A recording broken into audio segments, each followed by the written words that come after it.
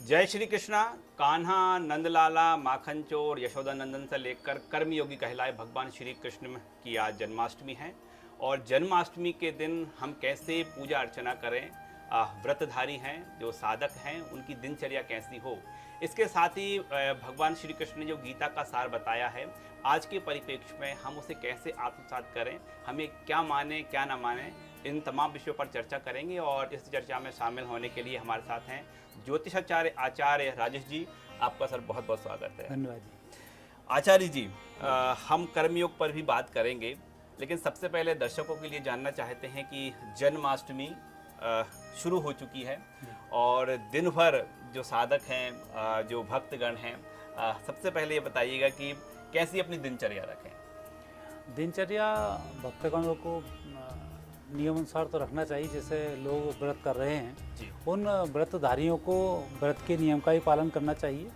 और जो लोग व्रत बहुत अच्छे से कर सकते हैं वो निराहार रह सकते हैं, और जो नहीं कर पाएँ उनको दोपहर में फलाहार ले सकते हैं।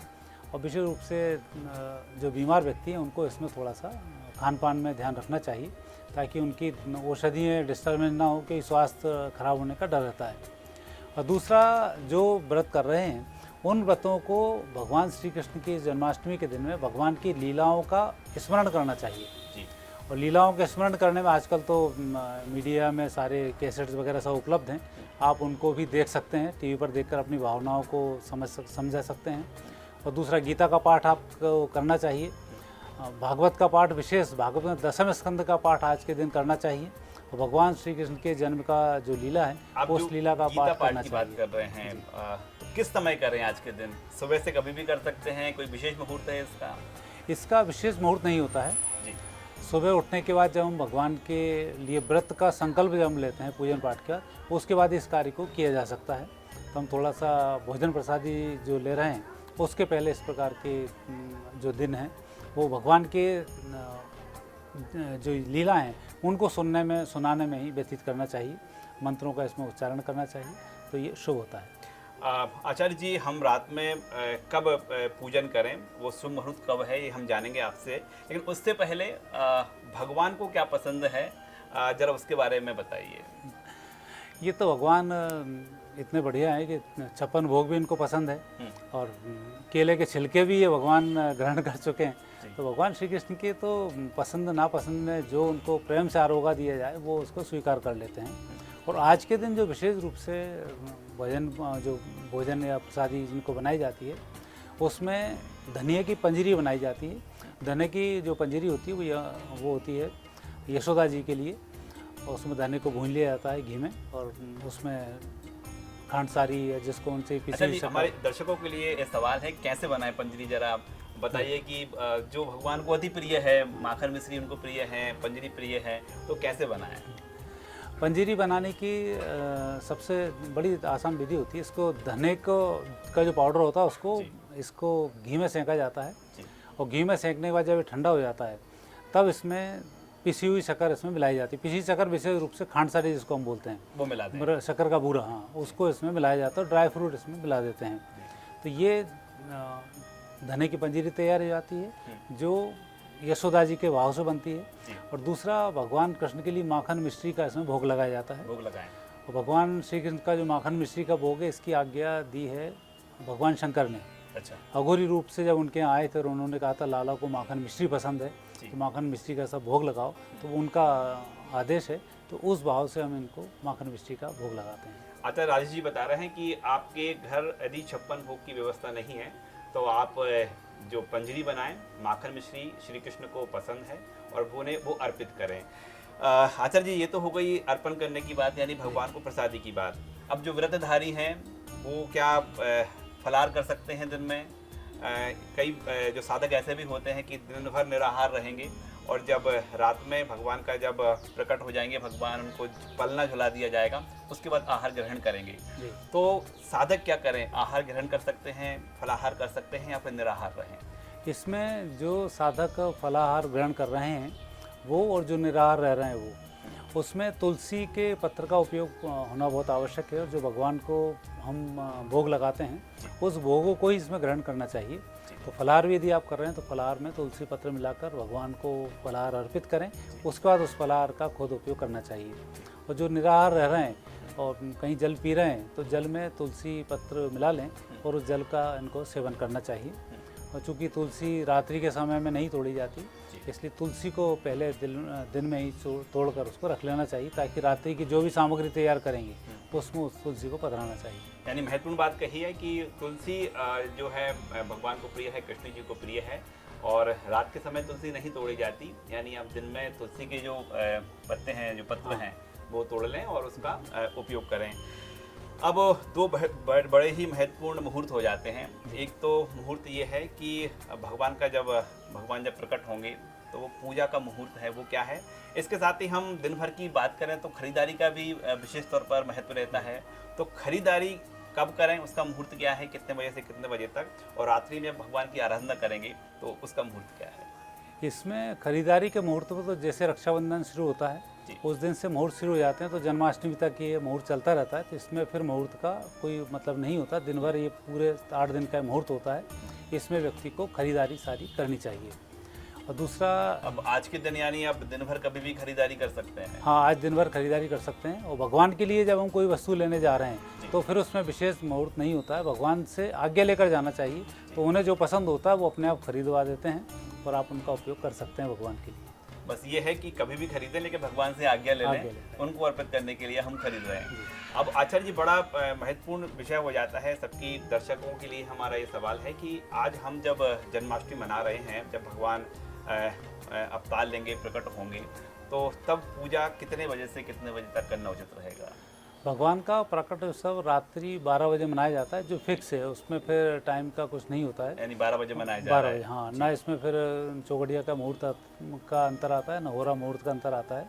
रात्रि 12 बजे उनका प्राकट उत्सव मनाया जाता है और सब लोगों को इस 12 बजे भगवान का उत्सव मनाना चाहिए।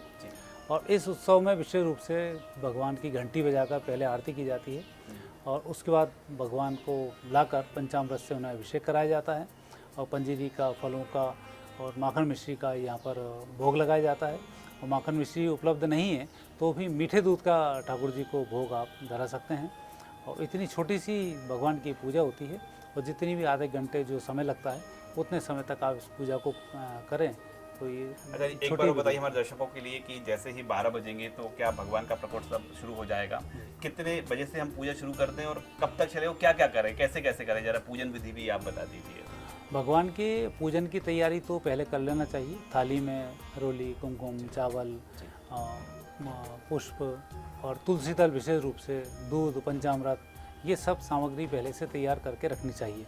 जैसे ही 12 बजते हैं वैसे ही भगवान के यहाँ पर गरुड़ जी को बजाया जाता है और भगवान को उसमें उठाया जाता है और उनकी उठाने के बाद पहली आरती उनकी की जाती है। और यानी सबसे पहले भगवान को उठाकर आरती करें जी। उसके बाद भगवान को पंचामृत स्नान कराए जाते हैं। पंचामृत स्नान करने के बाद भगवान को पंजीरी और माखन मिश्री, जो ऋतु फल हैं, उन सबको भगवान को भेंट किया जाता है। उसमें तुलसी दल को पधराया जाता है, मीठे दूध का भोग लगाया जाता है और फिर भगवान को इस समय में सुला दिया जाता है कि भगवान फिर थके होते हैं और दूसरे दिन फिर नंदोत्सव मनाते हैं, तब फिर बाकी के काम किए जाते हैं। यानी जन्माष्टमी के अगले दिन भी नंद के आनंद भयो जय कन्हैया लाल की।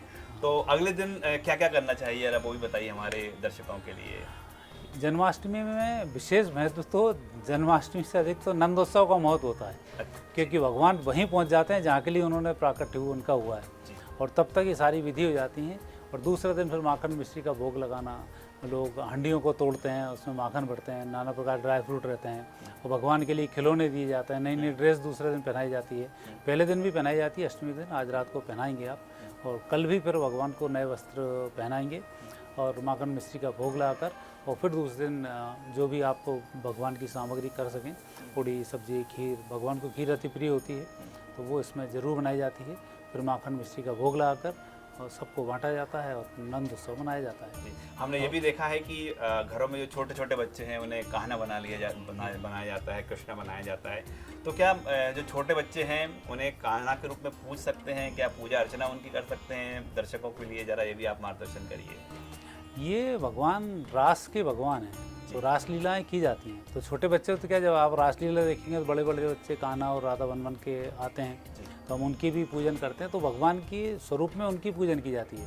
और वैसे भी यत्पिंडे तत् ब्रह्मांड है, कण कण में भगवान का वास होता है। आपके अंदर ही भगवान की वास है, क्योंकि भगवान एक को अहम बहुश्यामी, एक से बहुत सारे स्वरूप बनाए, तो पूरी सृष्टि में ही भगवतमय है। इसलिए किसी का पूजन करने से कोई दिक्कत नहीं आती, और बल्कि भाव और अच्छा प्रकट होता है जब बच्चों के रूप में हम खाना बनाकर इस प्रकार से उनकी सेवाएं करते हैं, उनको खिलाते हैं। कृष्ण जी का जो अवतरण हुआ उसका पूरा सार उन्होंने गीता में बता दिया, गीता सार जिसे कहा जाता है।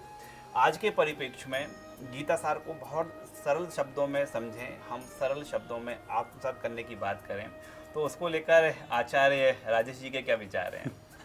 निश्चय भगवान कृष्ण का जो गीता है वो शुरू भले ही कहीं से हो, कर्मयोग, ज्ञान योग, राजयोग, सारे योगों की उन्होंने वहाँ पर चर्चा की है, लेकिन अंत में जब वो पहुँचे हैं तो फिर भक्ति योग पर ये समाप्त होती है। तो गीता का जो मुख्य संदेश है वो भक्ति योग है, क्योंकि जब अर्जुन ने सब प्रश्न पूछ लिए इसके बाद भी कहा प्रभु ये भी नहीं हो सकता, कर्मयोग भी नहीं हो सकता, ज्ञान भी नहीं हो सकता, सब में कमियाँ थी। उनका कुछ संदेश ऐसा तो जो मैं कर सकूँ। फिर उन्होंने कहा कि माम एकम शरणम व्रज, सारे काम छोड़ मेरे अधीन हो जा बस। और यही भक्ति है, और इसी योग के लिए पूरी गीता लिखी गई है। लेकिन उन्होंने इस पर भी जोर दिया है, कर्मण्येवाधिकारस्तु मा फलेषु कदाचित्। कर्म, जिन वो कर्म की बात करते हैं हम निष्काम कर्म की बात करते हैं, बिना फल के यदि आप कर्म करेंगे तो उस कर्म की बात करते हैं। ज्ञान की बात करते हैं तो ज्ञान में हमारी आत्मा को भी ज्ञान है। आप में कुछ गलती है तो भी हम आपसे को ज्ञान दे सकते हैं, आपके अंदर कुछ चीज़ है हम उसको ग्रहण भी कर सकते हैं। तो उनका जो भी चिंतन है बहुत सूक्ष्म चिंतन है, और प्रकृति, मनुष्य और भगवत सत्ता, तीनों को मिलाकर भगवत सत्ता तक पहुंचाने का पूरा चिंतन है। तो इसलिए गीता महत्वपूर्ण है। बहुत सरल तरीके से हम अपने जीवन में ये जो निष्काम भाव है कैसे इसको आत्मसात कर सकते हैं? हर जीव में भगवान को देखना शुरू कर दो तो अपने आप आपके अंदर निष्काम भाव पैदा हो जाएगा, और आप उस संदेश को आत्मसात कर लेंगे। बहुत ही सरल शब्दों में आचार्य राजेश जी ने पूरा जो गीता सार का सार है वो समझाया है कि आप सामने वाले व्यक्ति में भगवान स्वरूप देखें और आपके अंदर जो भाव है वो निष्काम भाव में आप पहुंच जाएंगे। इसके साथ ही उन्होंने ये भी बताया है कि जन्माष्टमी के दिन आज दिन भर की आप दिनचर्या कैसे रखें, और भगवान हालांकि भाव के भूखे हैं, उन्हें 56 भोग नहीं चाहिए, फिर भी जो भगवान को सबसे अधिक प्रिय है वो है माखन मिश्री और पंजरी। घर में आप पंजरी बनाएं, माखन मिश्री का भोग लगाएं। फिलहाल मुझे दीजिए इजाजत। कैमरामैन लवनी सैनी के साथ राकेश चतुर्वेदी, lalluram.com, भोपाल।